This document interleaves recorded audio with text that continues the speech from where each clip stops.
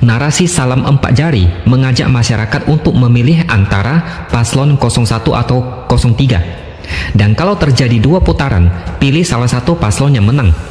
Dari info-info yang saya cari secara singkat, narasi ini dimaknai sebagai pencerminan sila keempat yang berarti kerakyatan dipimpin oleh dan untuk rakyat melalui mufakat dan demokrasi.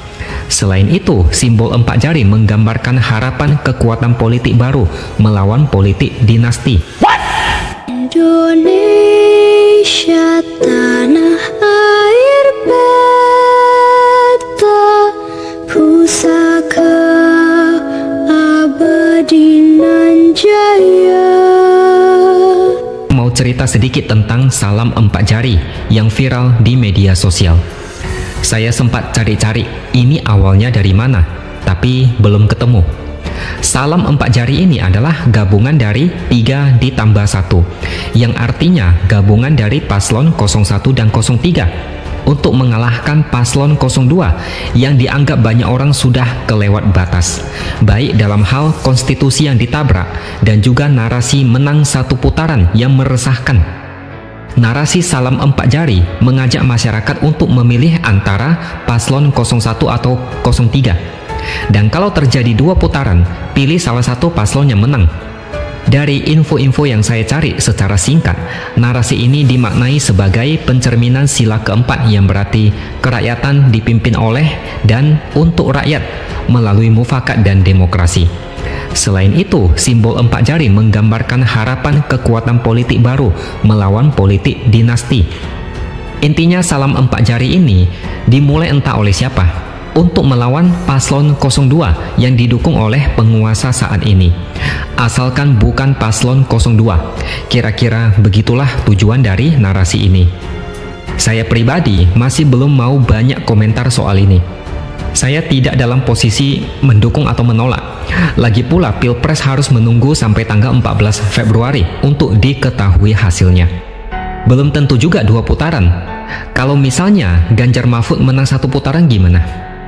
Memang wacana bergabungnya paslon 01 dan 03 sudah dibicarakan banyak orang. Tapi saya masih wait and see. Karena paslon 01 sendiri masih banyak pihak-pihak di belakangnya yang pernah kita lawan di Pilpres sebelumnya. Sebut saja PKS dan kelompok penjual agama yang kabarnya ikut mendukung. Tapi yang jelas paslon 02 punya common enemy atau lawan politik yang sama. Baik kubu paslon 01 maupun kubu paslon 03 sama-sama muak dengan manuver politik belakangan ini. Mahkamah Konstitusi dilecehkan, konstitusi ditabrak, pengerahan kekuasaan, dinasti politik, nepotisme. Dua kubu ini sama-sama marah dan muak. Dan ini tanda negara ini sedang tidak baik-baik saja. Merusak konstitusi adalah masalah berbahaya yang harus dilawan bersama. Dan ini harus disingkirkan terlebih dahulu. Makanya menurut saya inilah faktor munculnya salam empat jari. Ada bahaya paling besar yang harus diatasi terlebih dahulu. Ini sangat mendesak dan tidak bisa ditawar-tawar. Tidak peduli koalisi ini terwujud atau tidak.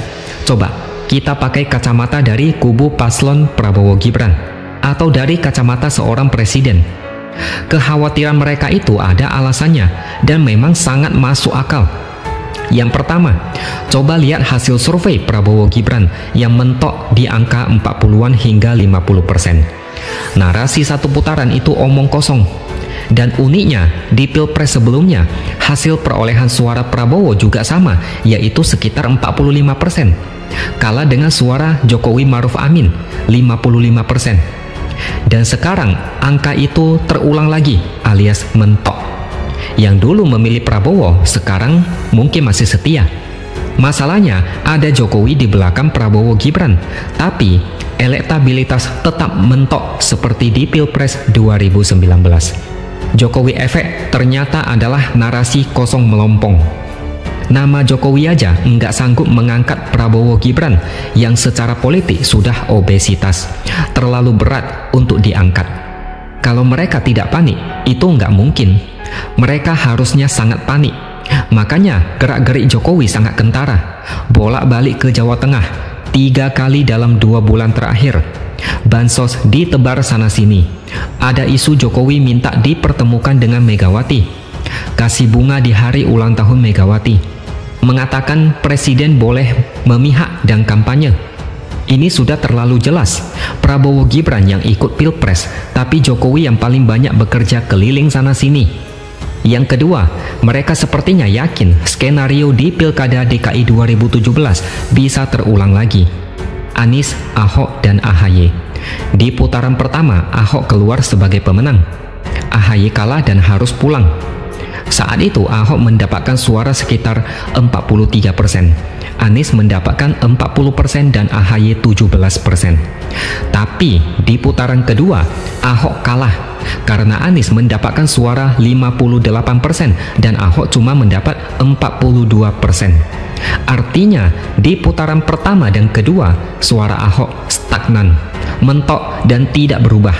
Sehingga bisa diambil kesimpulan, seluruh suara AHY pindah ke Anies. Ini yang mungkin bakal terjadi jika Pilpres 2019 terpaksa 2 putaran. Elektabilitas Prabowo kebetulan juga mentok 45%, dan di putaran kedua, semua suara dari yang kalah bisa pindah ke paslon yang menang. Anggaplah Ganjar lolos putaran kedua. Gerakan salam 4 jari belakangan viral di lini masa media sosial X dan Instagram. Gerakan yang menunjukkan ekspresi memilih selain paslon nomor urut 2, Prabowo Subianto dan Gibran Raka Buming Raka itu diinisiasi oleh Presidium Nasional Partai Hijau Indonesia, Johan Muhammad. Dengan kata lain, gerakan itu mengajak masyarakat memilih antara paslon nomor urut 1, Anies dan Caimin, atau paslon nomor urut 3, Ganjar Pranowo dan Mahfud MD dalam Pilpres 2024. Semua suara dari yang awalnya mendukung Anies pindah ke Ganjar karena masalah common enemy tadi, lawan politik bersama.